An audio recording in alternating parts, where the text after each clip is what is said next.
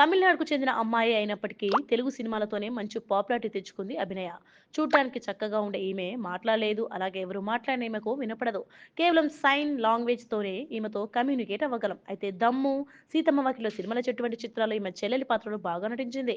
అందువల్ల ఆమెను తెలుగు ప్రేక్షకుల్లో ఎక్కువ శాతం అబ్బాయిలు ఈమెను సోదరిలా భావిస్తూ ఉంటారు. ఇటీవల ఈమె నటించిన పని అనే సినిమా రిలీజ్ అయింది. అందులో ఈమెపై అత్యాచారం చేసినట్టు ఓ సీన్ ఉంటుంది. అది చూసి తట్టుకోలేక చాలా మంది సోషల్ మీడియాలో ఎమోషనల్ కామెంట్స్ చేశారు. ఇదిలా ఉండగా చాలా కాలంగా అభినయ హీరో విశాల్‌తో ప్రేమలో ఉన్నట్లు ప్రచారం జరుగుతుంది. వీళ్ళిద్దరూ 1, 2 సినిమాల్లో కలిసి నటించారు. అసలు ఈ రూమర్స్ రావడానికి కారణం కూడా లేకపోలేదు. పలు సందర్భాల్లో హీరో విశాల్ అంటే తనకు చాలా ఇష్టమని, నా అభిమాన నటుడు, అతన్ని చూసి చాలా నేర్చుకున్నానంటూ చెప్పుకొచ్చింది. వాస్తవానికి హీరోయిన్‌లో విశాల్ గురించి ఇలా చెప్పిన వాళ్ళు చాలా తక్కువ.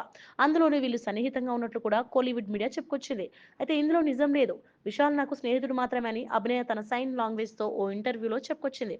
అలాగే నేను 15 ఏళ్లుగా కలిసి చదువుకున్న స్నేహితుడిని ప్రేమిస్తున్నాను. త్వరలోనే అతన్ని పెళ్లి చేసుకుంటాను అంటూ తెలిపింది అభినయ. అయితే ఆమె ప్రేమిస్తున్న అబ్బాయి ఎవరు అన్నది మాత్రం ఈమె చెప్పలేదు.